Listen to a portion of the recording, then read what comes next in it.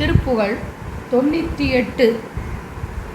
வரியார் கரும்கண் மடமாதர் மகவு ஆசை தொந்தம் அதுவாகி இருபோது நெய்ந்து மெலியாதே இருதாளின் அன்பு தருவாயே.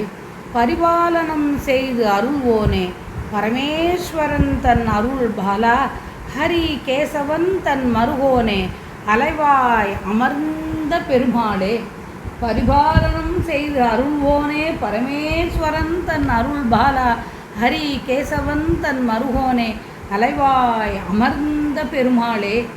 உலகத்தையெல்லாம் காத்து அருள்பவனே சிவபெருமான் பெற்றெடுத்த மகனே திருமாலின் மருமகனே திருச்சீரலைவாய் என்ற தலத்தில் வீற்றிருக்கின்ற பெருமாளே.